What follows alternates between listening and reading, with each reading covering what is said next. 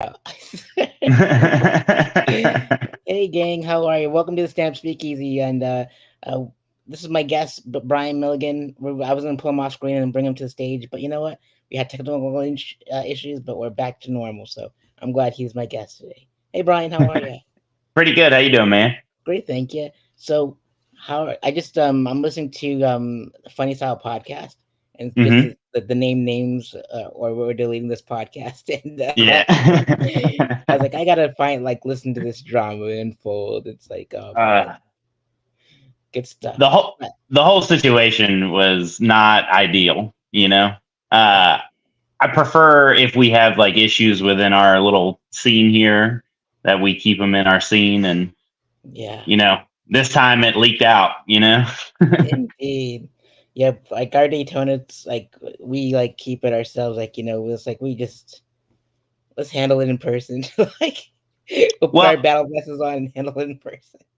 I feel like it just gives other scenes ammunition against us. You know what I mean? Like we're still trying so hard to build up something nice and credible here, and that I don't want to give them anything. You know what I mean? I want us to present a united front of good comics in our little Brevard scene. So Indeed. I feel you. I feel you 100%. That's why like I'm quiet and I keep to myself, and then like like I feel like I'm like the HR, like the heart and soul of the Nog. That's what everyone calls me, and so they always yeah, like come up to me and tell me everything. I'm like, all right, let's handle it here. Don't let it out anywhere else. yeah. Well, it's just I don't know. It's just not ideal. I mean, you've been in our scene longer than I have, really. So you know what it's like over here, and we're pretty chill for the most part. So for something as stupid as this to really get out, like I don't know. I just feel like what Eugene put in that group chat. I'm not going to get totally into it, but uh, wasn't wrong. Like what he was saying was not incorrect, but I feel like he went about it the wrong way. You Yeah. know. I mean, I still got love for both of them, but I'm just like, you know what? Eventually, they're gonna like, grow up and squash it. Like, but Well, it's funny because you're talking about like 40-year-old men. that's so true. 40 is a new 30, I guess. So it's like, That's right. oh man, gotta love comedy, I swear. Yeah, yeah, man. Oh yeah, indeed. I mean, I mean, it's really, it's the nature of the beast. There's always someone that doesn't like somebody, and they won't work with them, and it's life, really. Yeah, yeah. I mean, I like I said, I feel for Eugene. He's one of my really good friends, but Yeah, and also like the situation does directly affect me a little bit because Eugene and I are partners in one of the rooms. You know what I mean? So I don't know. I like I said, I'm not trying to get too much into the nitty gritty of it, but it just like I said, it could have been handled better. most So definitely. And we'll leave it at that, and we'll yeah. think of happy thoughts from here on out. Oh goodness gracious, man, Brian! Like when I shared our Facebook, like anniversary thing, like to Hmm. know that I was there for your first time ever on stage, and you Yeah, saying man. that and screenshotting it, I was like, man, that warms my heart, dude. Like I am so happy to be there. I'm happy that Jimmy had the room, like ran the showcase and mic and stuff, and it was a beautiful thing. It's still going, but you know what? I don't really go down there. I rarely go down there that often because it's like a 2 hour drive. But it feels like it's Yeah, worth it every single time. it's also it's a little bit of a shell of what it used to be. You know what I mean? I feel bad saying that because I love that room and we still run Friday shows there once a month, and those are fantastic. But I think a lot of us that started there have kind of grown out of doing the open mic scene as consistently as we used to. And so Matt Glidden runs that room, and anytime I meet somebody who's interested in doing stand up, I always send them there. It's a perfect room to start in. Right. Like it's the environment is good. Chris, the guy who owns Beachside Retro, he cultivated a good spot for comics to start. Like when I was doing mics really heavily, I called that my laboratory, because that's where I always tried new material there, and it was a new 5 minutes every week. It seemed like, and it was fun, man. The hang was good. The environment was great. And Matt has continued that, like, on since Jimmy left. And it's still a viable room. It's just not I take Sundays off now. It's my day off, Yeah. I had to start doing that because I started working more weekends, like Friday and Saturdays. So, you got to get the balance with the family and all that stuff. So, Wow. yeah. So I take the day off now. Indeed, like Rob Ford and I take the day off on Sundays too, because like, man, like Beachside is 2 hours away, and like Austin's like an hour away, and I'm like, let's just we live in Palm Coast. It's like it's a bit much. So, Yeah. but yeah, the early days were just so much fun. Like, Oh I man, mean, I loved it, and don't get me wrong, I'll go there eventually, like every once in a great while, but like all the time, like once a week, like we used to, was just it's too man, much. yeah, Yeah. it was just, but Well, like, back to you taking that photo, man. That's the only record I have of that night is that photo that you took. I didn't record my first set. Like I didn't, I'm kind of grateful I didn't because it was probably not very good. but it's nice having a reminder. Like this is where I started. This was the first time I decided to go on stage, and I just remember being so nervous, man. Like I mean, I used to get like all day anxiety for doing an open mic. You know what I mean? And mostly just in front of you guys. indeed, and you've grown so much that I'm so proud of you. It's like, well, like a difference a year makes. It's like it's huge. Like you're doing leaps and bounds. Yeah, man. And I remember last year when you were booking Sareth Fest and going, man, I wish I was on indeed, that. and here you are. So it's fantastic. Like it only took a year. That's right, man.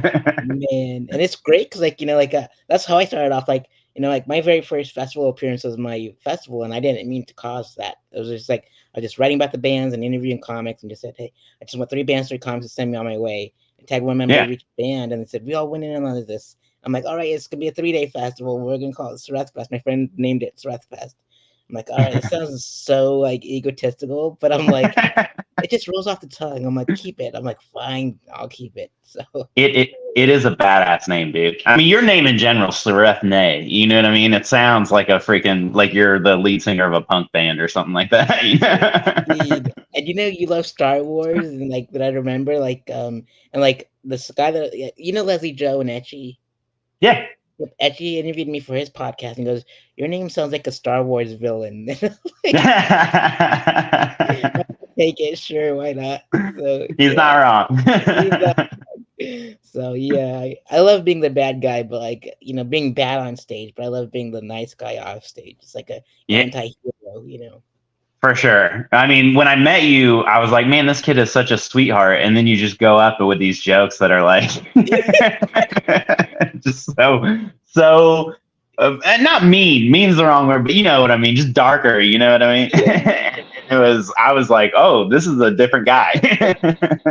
It's almost like the yin and yang of Sareth Ney. You know what I mean? Indeed, I love that. I love that. And like Ashley from Pineapple's like, you're my favorite comic, right? I'm like, really? She's like, yeah.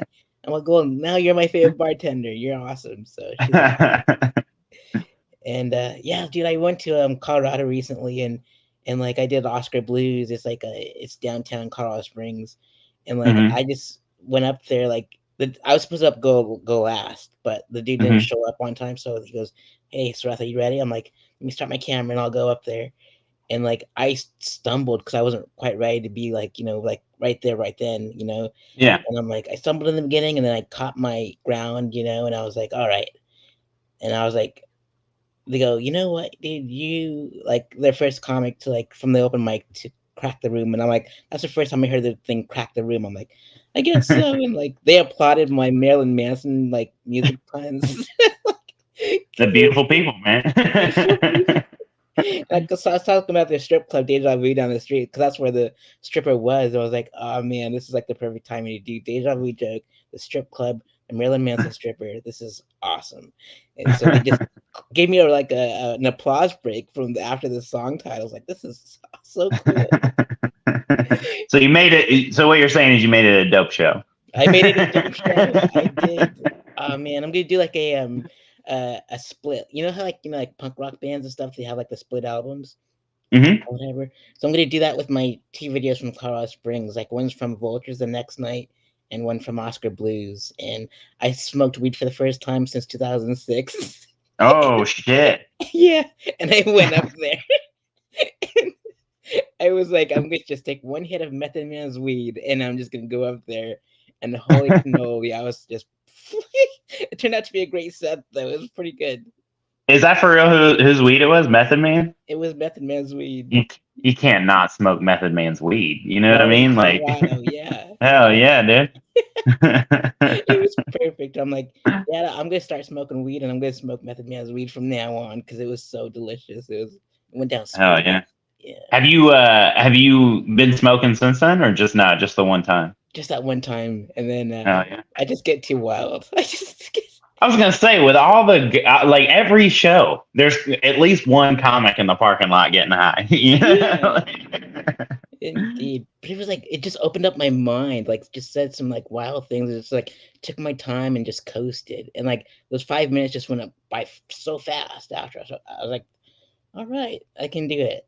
Like, but I won't smoke weed before a show. I'm just gonna be sober and Yeah. celebrate if it's a good win, and then just smoke it if it's a bad win. Either way, I'm just like it Yeah. Well, just took out my body I was away. It was good. hell yeah. I was a pot smoker for 20 years, man. And I mean, I still occasionally dabble in it, but the couple of times that I went on stage stoned, it was not good, dude. No, I have the opposite effect. I feel like 5 minutes is an hour. You know what I mean? And I forget all of my jokes and stuff, so I'm just up there going, oh yeah, indeed, that'll do it. So had to do it once or twice though, just to try it, see if I could do it, and I can't, you know. Mhm. Me neither. I'm just like I'm happy being sober and silly and naughty on stage. I Uh, actually just recently in the last couple of months like really slowed down where now I'm almost like I'll do it occasionally after a show with comics or something like that, but other than that, none, you know. So I just felt like I needed to take a break from it. It'd been forever, you know. So I wouldn't have guessed you were a stoner, so that's pretty good. You come off like not as like because everyone else has like those brown baggy eyes or those dark circles or like they're space cadets, on the space coast, and they're like, but you just come off like not even like that. So I didn't even know that you were a stoner, so that's good. yeah, man, yeah, up until just recently, but I don't know. I haven't really missed it too much. So and I started having dreams again, which is weird. So Wow. I don't know. I've been a not dreamer during sleep for literally almost 20 years, and Wow. now they're starting to come in like crazy, which I heard happens when you stop for a while, And so now I wake up sometimes. I'm like, what in the fuck was that? That is so good to know. Now I'm just like, Yeah. you know what? Maybe I should not smoke weed. Only like, because I love my dreams, even my sleep paralysis demon. I love him. I call it him because I named it Patrick because it's a ghost. Yeah. Patrick Swayze. Yeah. He's cute. He danced with Chris You got Farley. you guys in your bedroom making pottery and shit, Yeah, dude? we'll call it pottery. Yeah. Good stuff. But you can call it Whoopi too. I mean, because Whoopi Yeah. Goldberg. Oh yeah. I thought you meant you could call what you guys are doing whoopee. I'm like, damn, Sareth is in here banging his sleep paralysis demon every night. Hey, someone's gotta. There's no glory hole in Daytona. That's true. That's true. Oh, I'm willing to bet there is, man. Yeah. Everything is in Daytona. There is, yeah. I mean, there's like a swingers club called singlets or something. I don't know, but minglers. That's the name. And there's this lady that goes to the Nog all the time. She does comedy. She dresses up like the wife from Bob's Burgers sometimes. Uh-huh. And she invited she's one of Roy's good friends, and so he was invited by her to go to the Minglers, and he was I so heard there. this. I heard heard this story. Did he go? I don't know if he ever ended up going, but I remember him saying that he got invited. he did go, and he was so nervous with his anxiety that he was like out back smoking cigarettes. I'm like, maybe I shouldn't go. Oh my god! Of all the people to invite to a swingers club, Roy Shepard would not be at the top of my mind. Me neither. Oh, I love that just story. I'm like, you should tell that story on stage. I mean, you have a lot of Yeah, ammo. Just tell that story. yeah. It's great. Well, he already talks a little bit about anxiety and stuff like that, so I feel like it would just fit right in, you know? Oh yeah, we'll convince them. But man, I just Yeah, like love like, you know, our scenes. Like, there's rarely any drama. We're always building each other up. It's like, yeah, it's great. We have like really great mentors out here. It's yeah. You, I mean, just what do they call them? The cunt punchers? Isn't that what the? oh, it's, finishers, fun yeah. Dolan and Sean Murphy and Kevin Tibbert, right? Yep. All three of those guys are awesome, man. Like, I really like a lot of the comics in your scene. I mean, you and Roy and Tim have been, riding in the Brevard scene since I started, and just getting to know you guys was exceptional. Like, I love all three of y'all so much, and Rob Ford. I didn't mean to forget Rob Ford, him too, Yeah, we love So you guys as well, and ladies out there. It's like you're just the best. Like that's why like I'm so glad that I got a good chunk of Melbourne comics to come up to the fest because like yeah, you all warm my heart. So like it's just like a special scene. Like just everyone. we like to consider ourselves small but mighty. Like we have good quality shows and comics. 100%. That's why I don't mind taking the drive down there. It's like I'd rather deal with I-95 than I-4 any day of the week. So You're right. You're right about that, man. indeed. Yeah, And like I only do like Bush because I love that room. Like shit sandwich is just like, chef's kiss. Like it's my I've favorite. never I've never done that show. I've done Bush a bunch, but only ever on the open mic. So All right, I'll tell Ross that I hard vouch for you because you gotta do that room. It's like heaven. It's like hell yeah, the Nog of Orlando, but like yeah. I just love it so much. It's Yeah, I would do it. And every time I've ever said that, somebody's been like, just reach out to Ross. But I don't know. Him and I don't know each other super well. I've met him a few times when he hosted the Bush open mic. But I don't really get out to Orlando as much as I used to. Like we got so much shit going on here now. It's like I'm struggling to keep up with like the Madcaps commitments that I have, plus doing all of our local shows, and then still trying to get out into other areas and do other stuff. My main focus going forward has been trying to do more clubs, and so a lot of the opportunities I'm taking now are like guest spotting on for headliners at clubs that I haven't been in. So like so I can further get into those, because like the Madcap scene I'm in, like New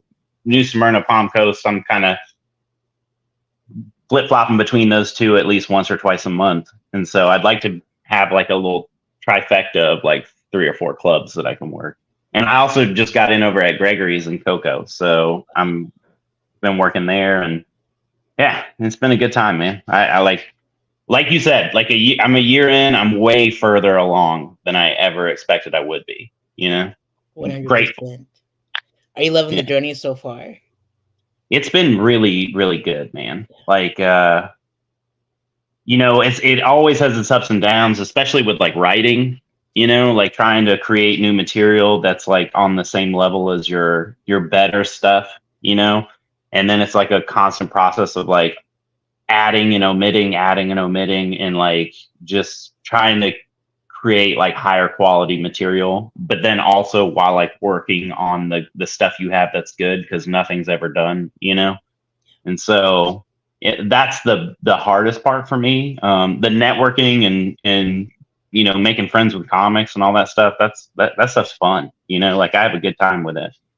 And I've been lucky, like you said, you have good mentors up in Daytona. I've been lucky in Melbourne. Like we kind of started off with Jimmy, and now I'm more, now that Jimmy's gone and all that stuff. I've been more rocking with Eugene Singleton and Christopher Robinson. Who are both basically at the headliner stage, and they've been great, man. They've been taking me out to places and doing all kinds of shows, and I'm coming up to Daytona to do that Sky High Hotel with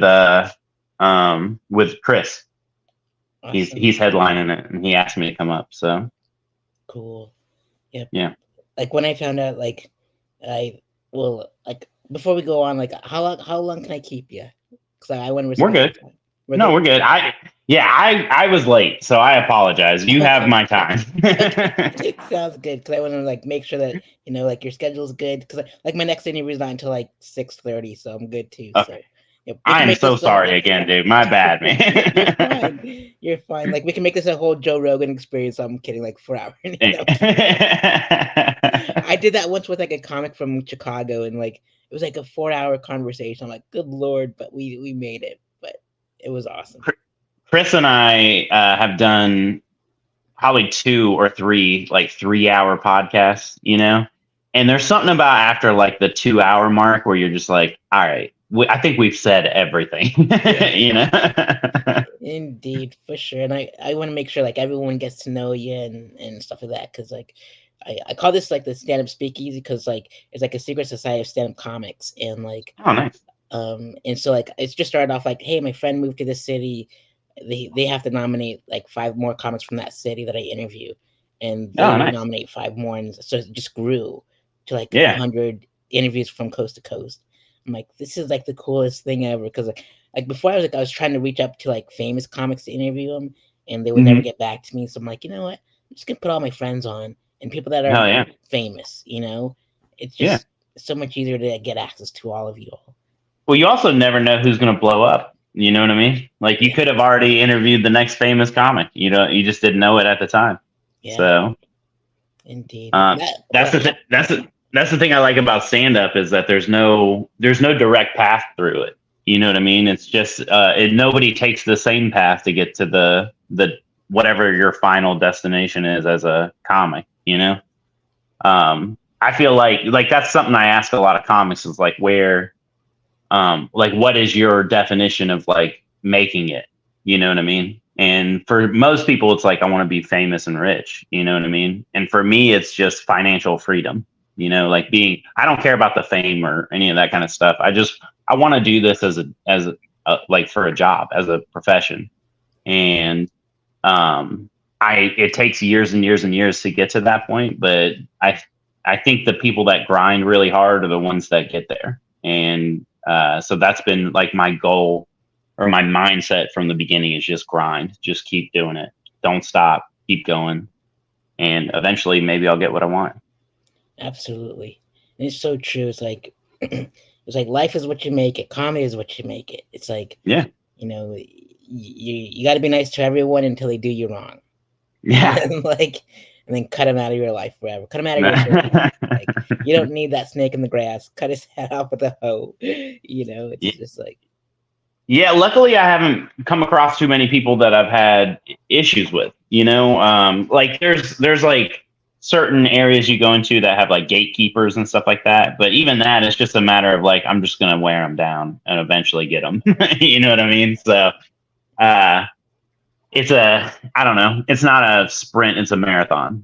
So I'm so new at this that most people when you're under just a few years in stand up, most people don't even look at you, take you seriously. So the few people that I've come across that do take me seriously, I vouch for them 100%. I do everything I can to help them out. And even if it's jump on last minute shows for them, Adam up at Magcaps, he's been really, since the first time since I did a weekend show there, he's been ride or die. You're all in, man, whatever you want, you come up here anytime. And that's I was 8 months in when that happened, and he took a big risk on me. You know what I mean? And he's consistently done that. And I've tried my best to make sure that I don't make an ass of myself or cause problems at his club, because I want to continue working with guys like him, and with whatever opportunities I can get. So I feel like he's like he's a very special guy. Like I love Adam. Like there's like there were times where like I was curious as to what was going on with him and the hotel guys in Daytona. Like oh yeah. Yep, and they caused a scene there, and then they caused a scene at the Nog, and I'm like, you know what? I just got to find out, get to the bottom of this. Like, what is going on? Like, how do you like start fights at those places? It's like we're all trying to chase that dream here. Like, we got to work Mhm. together. So like Anthony ended up blocking me on social media. So I'm like, that's fine. I didn't. So when Chris asked me to do that hotel show, which we do like next week, I was not aware that that was the same person. You know what I mean? I don't know him at all. I've never met. What's his name? Anthony. I've never met him. I again, like I try to stay out of the drama in each individual scene. So I'm gonna go to the show with an open mind and make the money that I was told I was gonna make, and do the stand up that I told them I was gonna do, and we'll see how it goes. And hopefully we don't have any problems, because if we do, it just won't come back. So For sure. but When I was like, when I witnessed like the Nog thing happening, I'm like, all right, so that's the guy, and I'm like, what? Not the Nog to me is family. Like, yeah. and I've been there like 7 years. Like, there's no reason. So like that's why I just didn't want to do that show. It's like, and like you said, you got to do that for yourself, see it for yourself. But like, Yeah.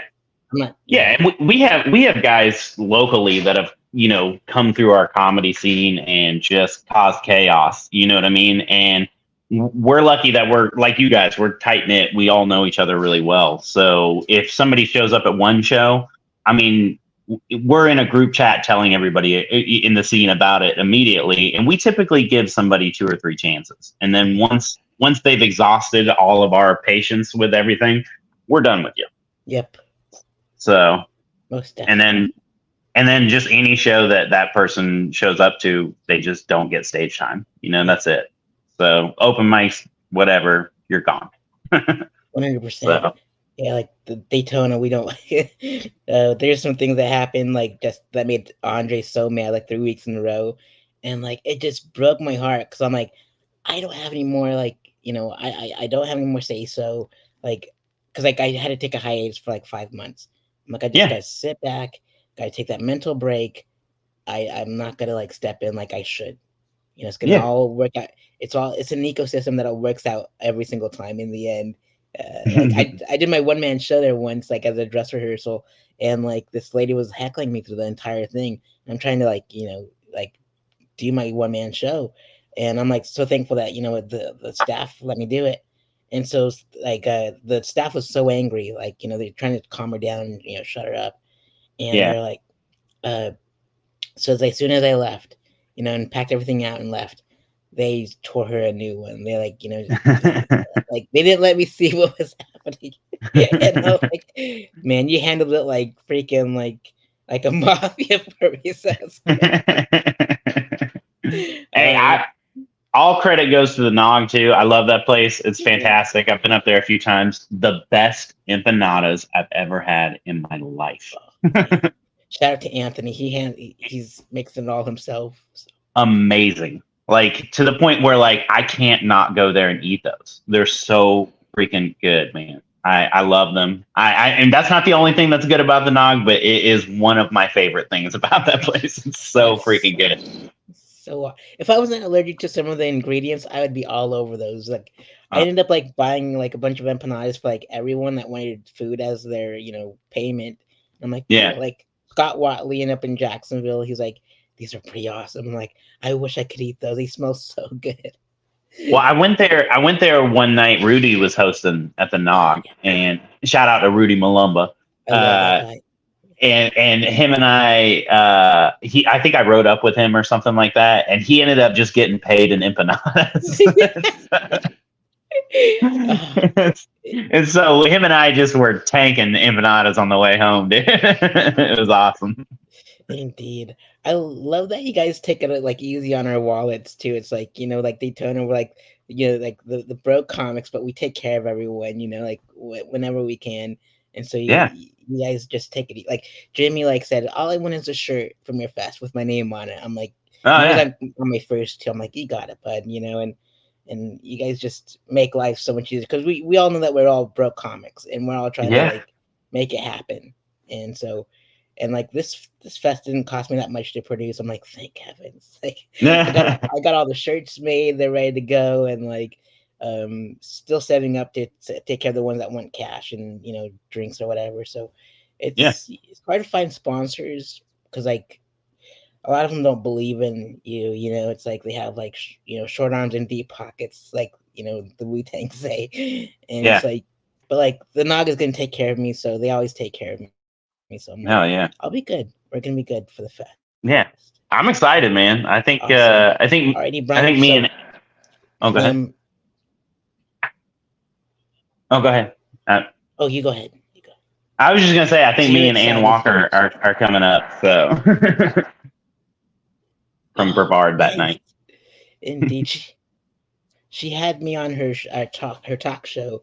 Like it was like at the back of a Jamaican restaurant or something, and I'm like, this is No, so nice. gnarly. And hopefully she brings it back because then like right afterwards, um, we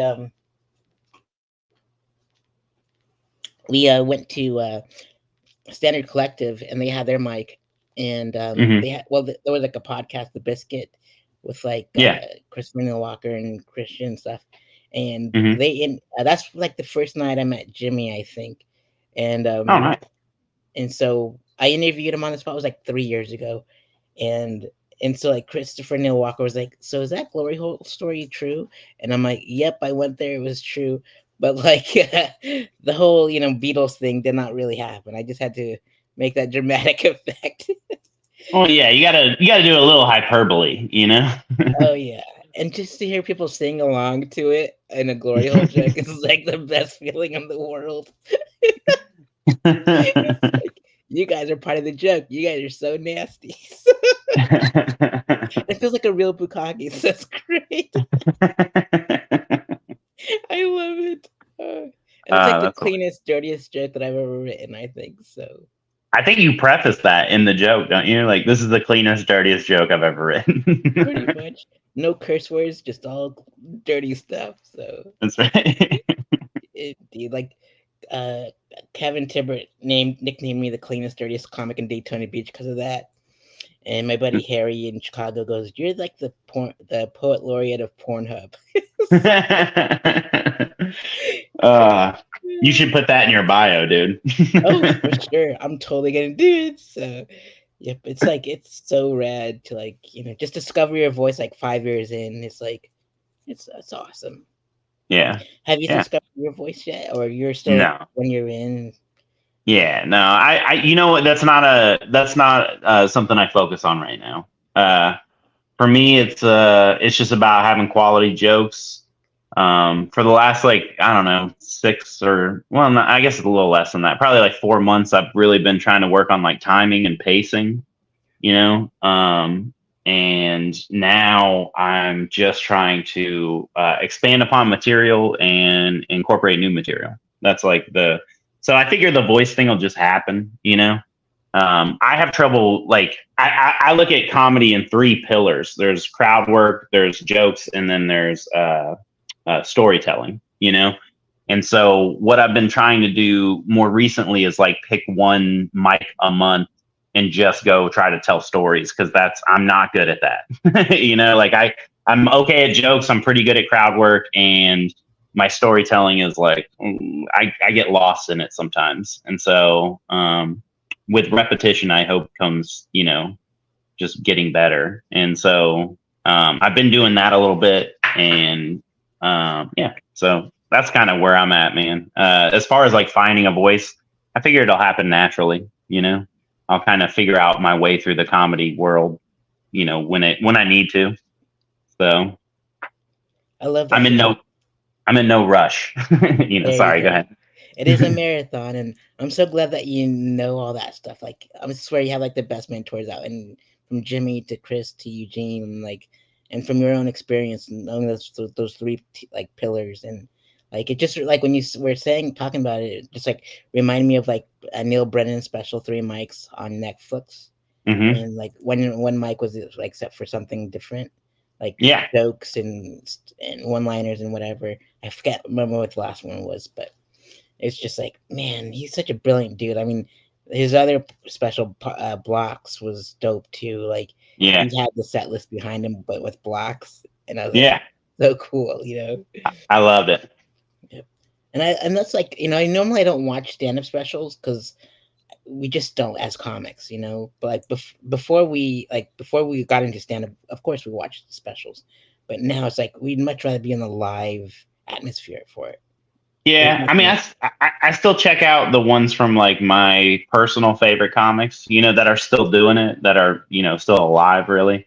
But yeah, I'm with you, man. I'm not like, oh, there's a new comedy special out from X, Y, and Z. I gotta watch it. That's not my thing. Yeah. Yeah, I'd rather just go see somebody live or have a live experience with somebody. I don't know. It's much better, like. And like what you're getting in a stand-up special is like so overly produced. You know what I mean? I like the in the moment shit, like the stuff that happens. Just you're only gonna see that at that show, and you can't get that in a comedy special. And very even in a crowd work comedy special, it's still like the moments that are produced, the ones that they didn't put on, I don't know, social media or something like that. Like, I don't know. So for me, I'd rather have that intimacy, that just being at a live show and seeing something that nobody else is going to see. 100%. And that's why, like, whenever I see you post photos about you being at concerts and stuff, that's Mm-hmm. like capturing lightning in a bottle like that. It's like, Yeah. it's not gonna happen ever again. It's like when I was a concert journalist in Los Angeles, and I got paid to go to concerts, like Mm-hmm. 150 shows in 2 years. It was like Whew. something was always different, and like I got to see the small, like the local bands all up to the international ones, and I'm like Hell yeah. capturing the 400 words with the pictures and the videos, and I'm like, Yeah, it's impossible, man. but it's just that. my I've been lucky in that my daughter, my oldest one, who's like 17 now, she is super into music, like really, really into it. And so Ticketmaster did this like $25 concert ticket sale this year. It was like, concert day or something like that. And so she ended up buying tickets for like 7 shows, or something like that. And I mean, I'm pretty sure she emptied her bank account just buying concert tickets. But because of that, I got to see like Blink 182, and I went to the Snoop Dogg, Wiz Khalifa, Too Short, Warren G show. And then she took my wife to see Smashing Pumpkins. And then her and I and my wife went and saw Sublime with Rome a couple weeks ago. And so we've been just doing concerts like crazy for the last like 2 months. Heck yeah. So it's been fun though. Most definitely. That's the way to go. And eventually, get like a mass comm degree. Like it doesn't pay much or anything, but you get free stuff because you're a journalist, Yeah. And Yeah. so I was tired of I was gonna say she's actually out in California right now touring schools because she's gonna go to film school next year. So awesome. yeah. Oh yeah, She went out. so rad. Yeah, she's probably, what time is it? She's probably on her way to UCLA right now. Wow. So. That's so cool. Congrats, dude. That's huge. Thanks, man. It's crazy.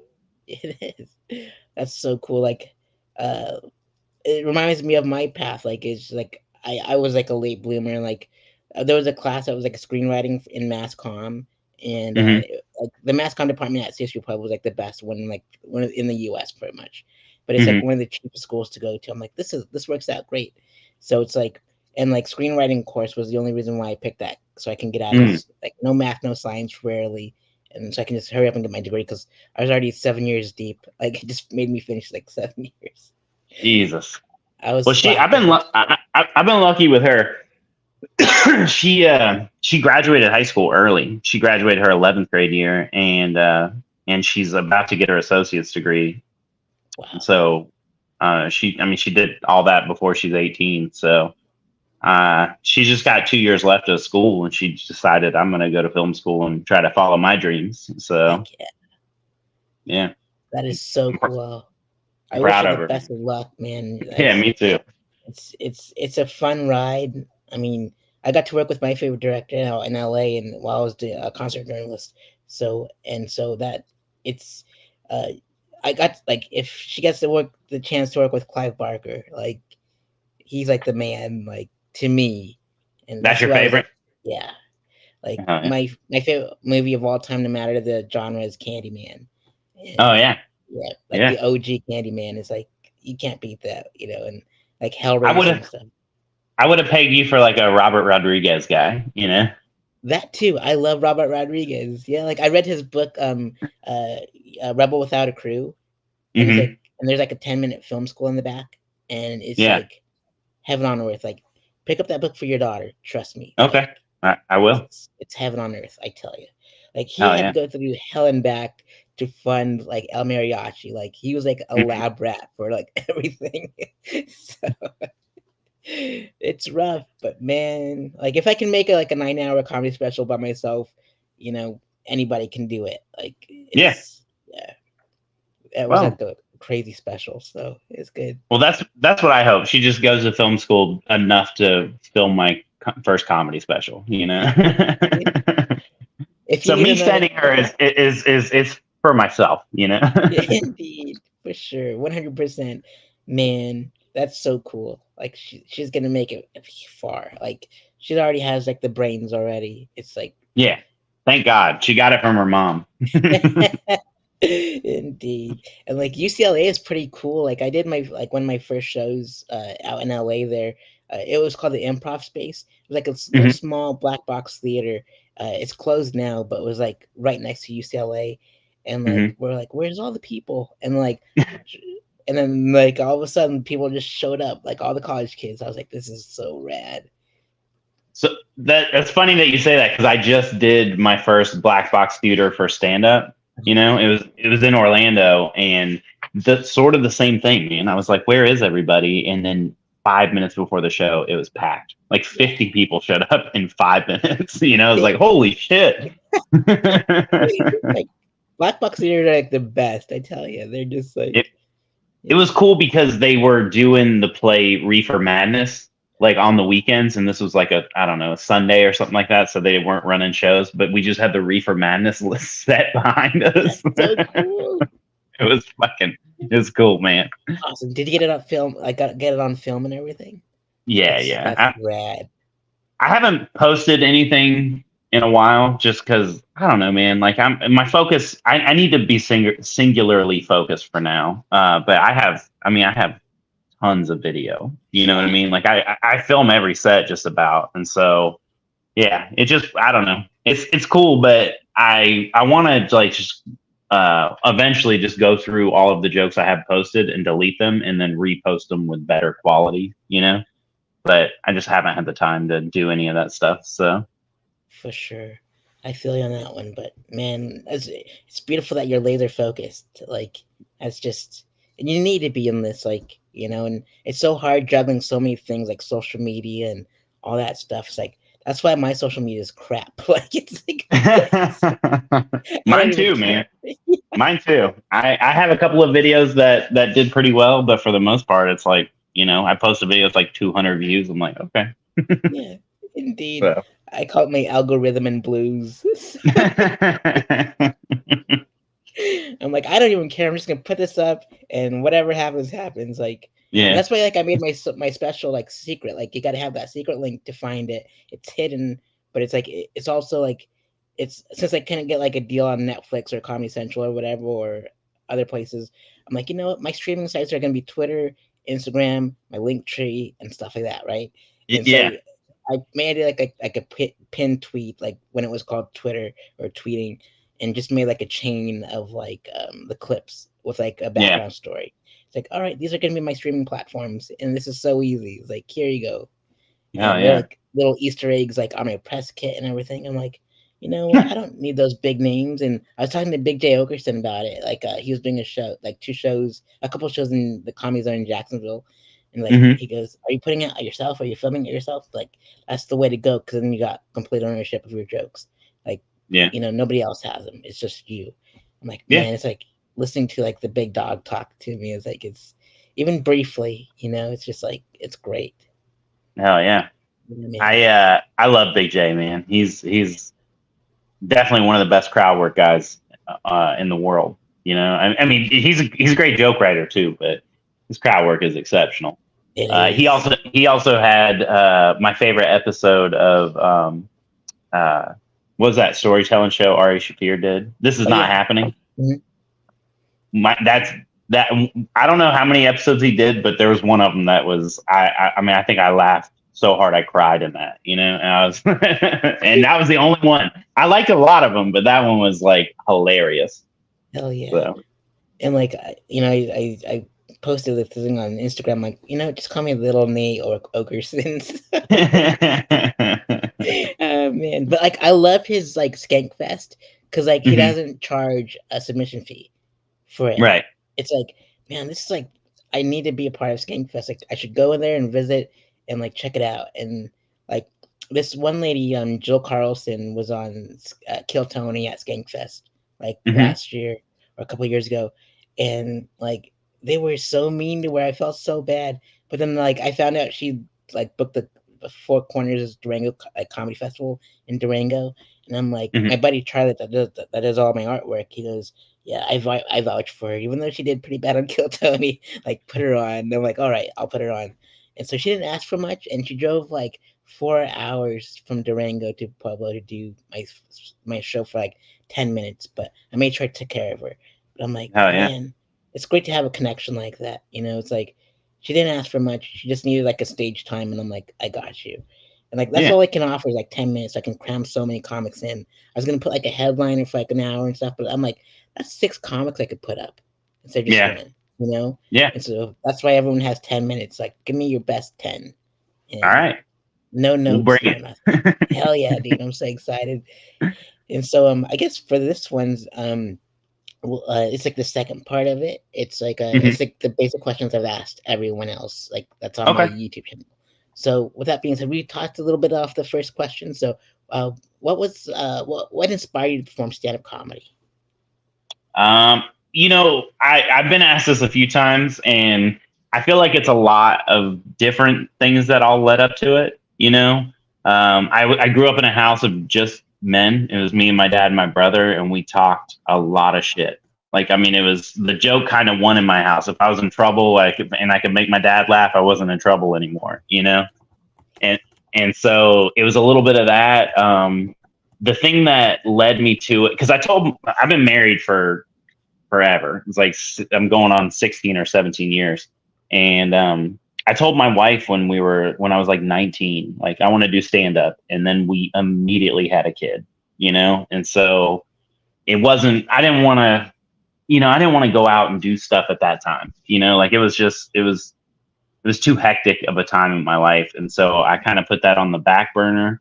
And then once my kids got old enough, my youngest daughter started performing, and we went and did this. She's a singer slash actor, and she did this like singing competition where she was so nervous. There was like 5,000 kids auditioning for this thing, and she's one of the youngest in the room, and she went out and just killed it. I mean, shaking. She's like literally shaking before she gets on stage, and she's getting through the rounds and knocking out these kids that are, way older than her. She was like 11 at the time, and she's going against like 18-year-old kids, and she's just knocking them out left and right.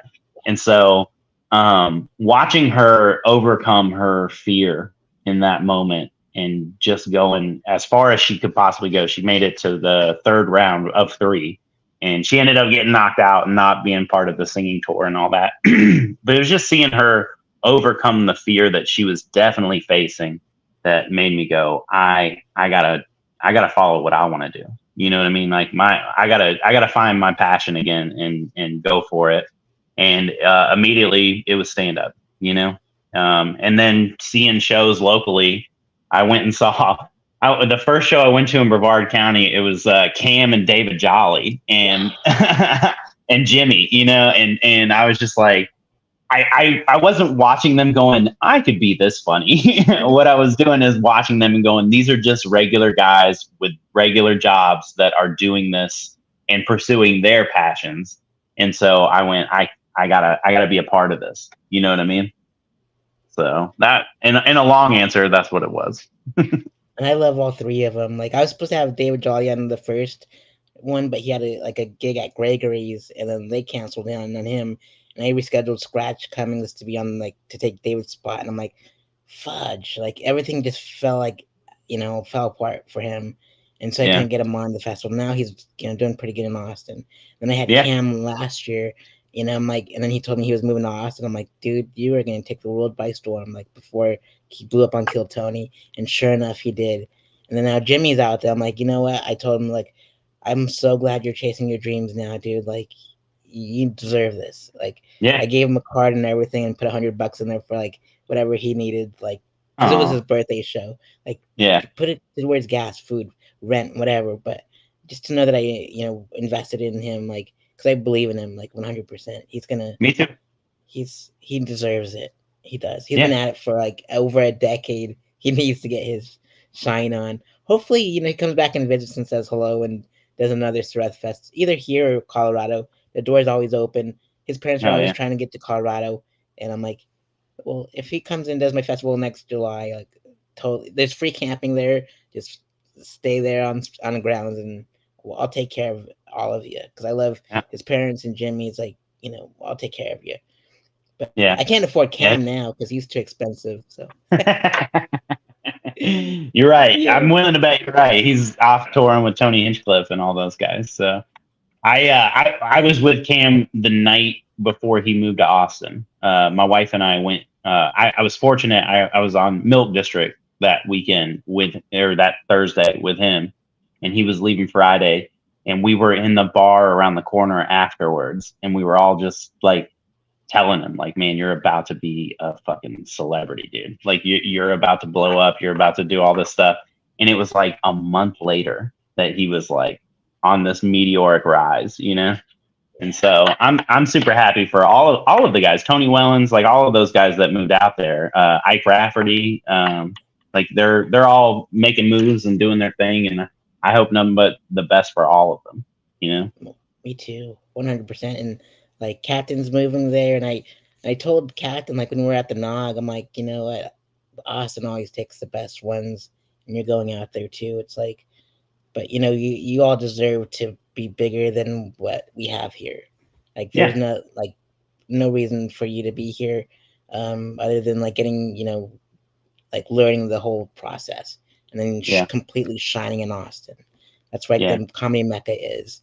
And I don't know. I think I'm gonna go on tour like the Bible Belt and just hit up Austin on the way and do the whole Bible. I'm taking my one of my best friends from Colorado.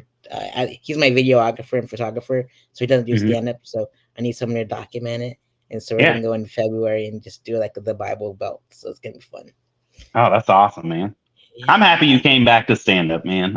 You're like you said earlier. You're like the heart of the Nog. You're kind of the heart of stand up, Sareth. You're Uh, you're you're a sweetie pie. uh, and well, my website's called acutiepie.com, so it works.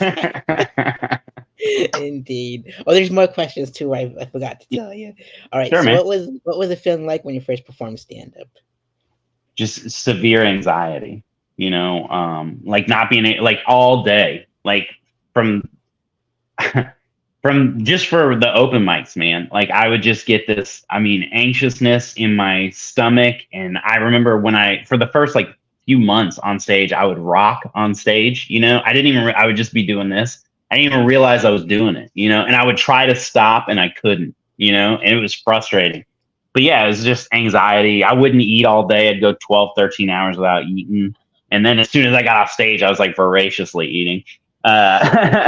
So that's what it was for me, man. It was just anxiety and nervousness, but also excitement, and that's what kept me going. The excitement of telling a new joke or meeting a new comic or all the things that come with it. That's the main thing is that pushed me through the anxiety. I remember asking Jimmy at like my second Beachside Retro show, like open mic, and I went up to him. I was like, "Hey man, do you get nervous for this still?" And he goes, "No, no, definitely not." And I was like, I was in awe of that answer. I was like, "Oh, okay, this is hopefully something I'll lose eventually." And it took me about 4 or 5 months. After that, now I only get nervous if I'm going into a new place. So it just takes time. It does, and like, um, I just. I was like so nervous and with anxiety the first time I ever did stand up. Like I just dressed up as Wu Manchu and went up on stage. And like the host was like, "Hey, where did that superhero go? I need him to do 5 more minutes." I just did 5 minutes. I'm like, I was Yeah. just trying to get through that 5 minutes. I'm like, and I switched into like my Rage Against the Machine shirt instead of Wu Tang. Came back in and Mm-hmm. goes, "Where'd that superhero go?" I'm like, "I don't know what you're talking about, dude." And he goes, "So are you his manager?" I'm like, "Yeah, I'm his manager." He goes, "So, are you playing an Andy Kaufman for me?" I'm like, "Yeah." It's your alter ego, man. Yeah. And like till this day, like Cody saw me as Wu Manchu for the first time at Beachside Red Show. He goes, "That's still one of Me my too. favorite sets ever." Yeah. Yeah, it was hilarious. I'm doing my first character in December. I'm doing Anna Lepley's drag show, Oh, and I'm just gonna go all out and just try to be something wild and crazy and fun you're not gonna shave, and are you? no, Okay, good. definitely not. I'm gonna be the bearded lady. That's You know? beautiful. That's awesome. Man, I did her show once, and my name. What's your name that you're gonna go by? I haven't picked out yet. I don't have anything set in stone yet, other than the date. you Oh know. wow. So yeah, we'll see. I'm not sure yet. I've like batted around some things, talked to the family about it a little bit, and been like, maybe this, maybe this. We'll see. So Indeed. That's awesome. Like I forgot. I was like the set that I did at Beachside Retro is Wu Manchu. I'm gonna release it as a Halloween special on Halloween. Like everyone's waiting for it. I'm like, all right, I'm just gonna just put it on Halloween because like they have the Halloween decorations. I'm just calling it yeah. like the Halloween special. But I did Anna Lepley's show and in Daytona because I thought I was gonna be like quit because I had to and Yeah. but I said just like don't pick me as the final two just because I just wanted to do this and so my name was it was gonna be Tech Norris because Okay. That's hilarious. but it was already an Urban Dictionary. I'm like, oh crap, I gotta change my name. And so I went with Violet Ney instead of Oh, Violent J. I remember seeing that on the flyers, and I was like, "Oh, Sareth, that's funny." Cause like I had like an interesting run-in with Violent J from ICP, and hmm so I dressed up as a geisha, and my geisha makeup was ICP. Like it's just Did you come up with a Fago and all that shit too? I went all to all the Dollar Generals because that's where they said that where they're selling them. No one uh, had them. I was so pissed. And I'm like, all oh, the all the what do they call themselves? The Juggalos. All the Juggalos had bought them before you got there. they did. I was like, I'm gonna make my own come the Nagos. That's a little too close to something else, though. Oh yeah, that is true. I better not then. I was just like, Yeah. bad idea. Oh man. So we were talking about like comedy specials and comedy records earlier, and so what are some of your favorite comedy specials and comedy record albums? um, for records, I'll go old school Adam Sandler. Like I don't remember the names of them, but the one with the goat and all that stuff, like Ode to My Car and Lunch Lady Land and all that stuff. That's like the first comedy albums that I really got into. Weirdly enough, a little bit of Bill Cosby back in the day too, on records on vinyl back in the day. Specials. I mean, I could list a bunch. but I'll do like the ones that I've recently watched that I like, which is very few. The new Ali Sadiq specials, Domino Effect, 1 and 2 are fantastic. The newest one was, I mean, I never cried during a comedy special, but I did during that one. You know what I mean? Like it was that good. And anything Shane Gillis puts out right now, I love him. He's kind of a wild guy. I don't know the name of his new special, but he just put one out, and I like that a lot. And then anything Mark Norman does too, same thing. Those are when I started writing jokes. There were a few videos online that I watched to try to help me progress in writing, and one of them was Ralphie May's masterclass at the Comedy Store. I watched that, and then Mark Norman has it's not a series, it's just like there's this one podcast he goes on, I can't remember what it's called, but he just goes on there, and the guy who's like podcast it is basically like a glorified open mic, or maybe a little beyond that now, but he just goes on there and sits down and starts writing jokes with the guy, and you get to see his process for joke writing, which really helped me a lot in the beginning. You know, like I'm not trying to write through his voice or anything like that, but through the process that he uses for joke writing, it helped me out a lot. And so I think Mark Norman is a tremendous joke writer, and so I will watch anything that he does. So yeah, That's great. Like whenever you said Adam Sandler, like the first thing that came to mind was like the cock and balls. Why don't you go yeah. over there and play with your cock and balls? Play with your cock and balls for mama. Such a great thing. I was like, gosh dang it. It still haunts me to this day. It's like, have you thought about stroking your cock and balls? I love it. It's great. And like my other favorite Adam Sandler thing that sticks out is like when they're the Gap girls and like Chris Farley's eating the French fries. It's like, hey, I thought you were supposed to be on a diet. He's like, lay off me, I'm starving. I'm starving. Oh man, I just love that stuff. Sandler's the best, and yeah. And so some of them have been on like TV and film, and I want to know what your favorite sitcom, sketch shows, and comedy films are. So I was a sitcom junkie growing up. I like most sitcoms. You know, when I was a kid, it was more like it was Saved by the Bell and Boy Meets World and Fresh Prince of Bel-Air and Martin and stuff like that. And then even as I got older, man, like The Office and Parks and Recreation and Friends, even, and How I Met Your Mother and all of it, man. I'm telling you, I've seen it all. I loved it. You know. What was the second part of that question? That's sketch shows. Sketch shows are, you know, In Living Color, SNL, the goat of all of them, the Chappelle Show. I wish it lasted longer, but it was perfect. Key and Peele a little bit, you know, I caught them more in like after the fact in like YouTube and stuff like that. Like where you just see compilations of the best ones. But yeah, that's pretty much it, I think, as far as sketch shows go. I could talk about Chappelle Show for hours, though. So, yeah. Indeed, my hat says diversify your bonds. Yeah, I'm rich, bitch. Yeah. It's like the Asian delegation selected the Wu-Tang Clan. That's right. That's right. Good stuff. And like in Living Color, man, like I watched like the Dirty Dozens with Jamie Foxx and stuff, and he went up against Ed O'Neill and stuff, and I would memorize all those books, and like I would talk about people's moms in middle school, and like I would battle like two people at the same time.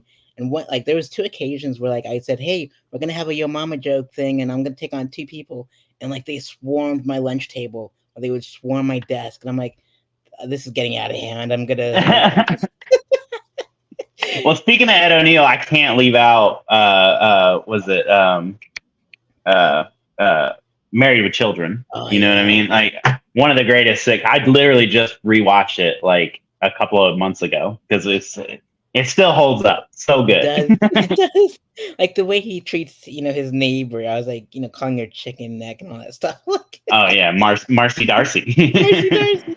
I was like, poor thing, it's so funny. And like how he makes fun of the fat women at his shoe store. I'm like, you are so mean. We're all big. So it's like Yeah, that was back when you could bully people. You know? so great. Like his jokes were just him and like Martin Lawrence when Martin was talking about, Gina's best friend. Um Yeah.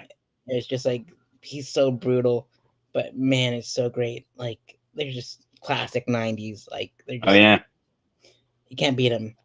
Nah, man. I mean, I've been like I said, I've been sort of a junkie on those for since I was a kid. I also like when I was a kid and used to stay home from school, I would leave the channel on like Comedy Central and I would watch all those like premium blend, like, 5 minute specials or whatever, 10-minute specials. And I would find comics. I didn't understand most of it because I was like little, like 8, 7 years old.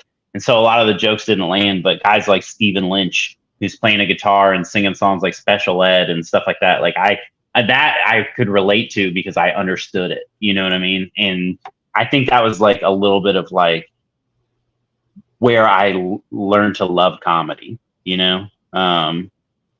But I mean, I would watch that shit for hours, and then Crank Yankers would come on and be just all out chaos. So, I love it. Like Crank Yankers, like Spoonie Love from Up Above was always my favorite. Like he's so yeah. oh man, like when he called the golf course and called him racist, it's just, He wasn't wrong though. he was right. And like when he called the flower shop, I'm like, oh, this is great. Yeah. Cheated, on me on Thanksgiving Day or whatever it was. I was like, this guy is just oh man. That's why I love Spoonie. He's like and then like when Dave Chappelle called to book the room for the Wu-Tang Clan at the motel. Yes. Yeah. Oh my God. Hilarious, man. Can't That go shit was so, wrong. I shit was love it. so wild. It was like before when it was on Comedy Central, it was great. Then they moved to MTV2, and it was not so great. That's what Yeah. usually happens. Like in Living Color, the same way. Like it started off strong, and the later seasons were just like, Mad TV was the same way. SNL, but it I all forgot happens. about I forgot about Mad TV. I definitely loved Mad TV for a period of time. Yeah, And then it sort of just got like formulaic and they would do the same sketches just like rewritten in a different way and that kind of stuff. And I don't know. I fell off it. But Saturday Night Live was the same way for me, man. yeah. I haven't seen outside of the Dave Chappelle episodes of Saturday Night Live, I have not watched SNL like I used to in 15 years. You know what I mean? Same. Yeah, I feel you. So It's like only when someone's talking about like a certain sketch, then I'll watch it. It's like, yeah, man, like if it catches my eye, I'll watch it. But man, yeah. other than that, but I used to have sketch at the festival in Pueblo, and William Montgomery was like he's on Kill Tony. He's like the longest Hmm. running guy. He was Yeah. on like the sketch there when he lived in Denver, and they called it Mutt Plugs, and it was butt plugs for dogs. It was just so, I gotta send you that sketch. It's just so Yes, please do. hilarious. Yeah, that's very funny. Yeah. Oh, it's great. Oh man, so they destroyed Pueblo and Colorado Springs on that Mutt plug. I was like, oh man, this is great. I love Um, William, man. He's so funny. oh yeah, most definitely. His name's actually on the back of the shirt too. It's like just to have them on there. Like Ariel Isaac Norman was on like the panel on Kill Tony, and she's Hmm. was on my fest last year, and she performed on the same night as Jimmy and Rudy like last year. I was like, I can't believe I got Ariel on the show. This is so cool. And like it was That's like pretty crazy. completely packed out, and like Jimmy had like one of the best sets. Rudy has one of the best sets, and they're just like I'm so proud of these guys. Like all of them that were on there, like Scott Watley had a great set. Connor had great, like everyone just killed. I was like, this is heaven. Oh yeah, I'm excited, man. You like I said last year, I was jealous. I was like, oh, I wanted to do it, and then when you asked me to do it this year, I was so grateful, man. I really appreciate it. Oh man, it's because like you put in the work, dude. Like you're just like out there grinding, and I respect that. And that's what I want to see. Is like I'm not out there grinding now because I'm just coasting because I had to because of like everything that happened like the past 7 months, and like plus Yeah, like I gotta save up for my fest in Colorado and Daytona. It's like I yeah, don't want to spend like money on shows that don't pay me. Like I Yeah, gotta save my money. Like you gotta get your priorities in order, and that's why like I I just get do it. a mic once a week until like I don't stay rusty, until I get Yeah, there. But yeah. what else? There's oh yeah, what's your favorite comedy films? Films. Oh man. I mean, I'm going back to Adam Sandler and Chris Farley. I mean, like, actually, I'll also, I mean, like Billy Madison, Happy Gilmore, Black Sheep, Tommy Boy, all of those, but also Step Brothers. I got to put that in the mix. And Anchorman. Like, I love those movies so much.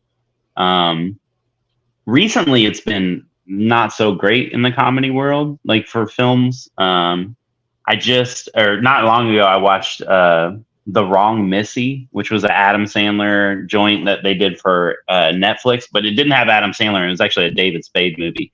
Hilarious, Wow, very funny movie. Took me by surprise. I was like, we'll see about this one. yeah, Very funny. wow, Um, and then I watched Burt Kreischer's The Machine 2 nights ago, and it was pretty good. It was all right. It was kind of, yeah. It was, I'll give him some credit. It was better than I was expecting. For a guy who's never really been in a movie, like that.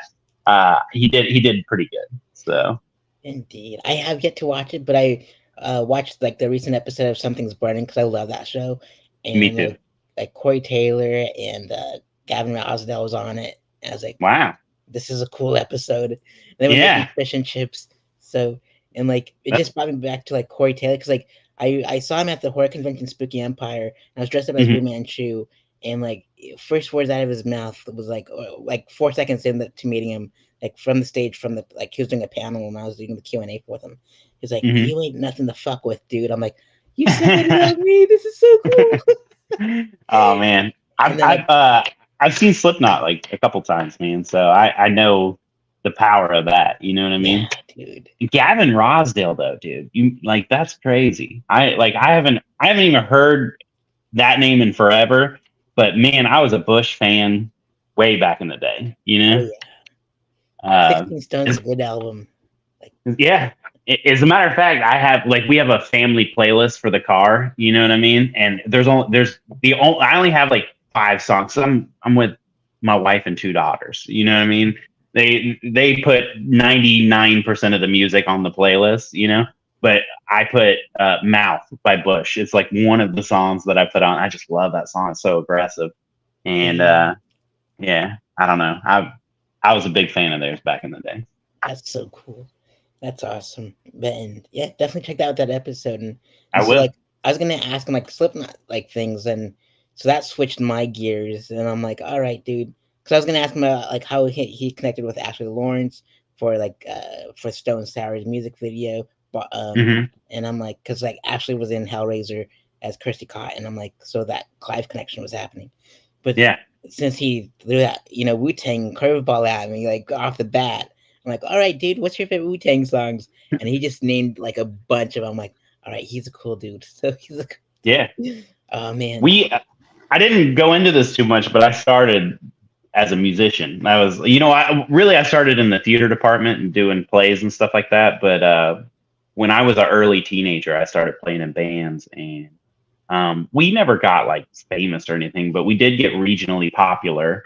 And so we would do festivals and all kinds of shows and stuff like that. It was such a good time. And I think that's one of the things that gave me my drive when I was starting stand up. Like I had a comfortability on stage that I think that not a lot of people start with. Just because I've been on stage my whole life in one way or another. I just took a little break, you know. So indeed, for sure, man. I didn't know you were a musician. That's so good to know. It's like, man, yeah, I was a bass player for many years. So what was like the name of your band and the genre and everything?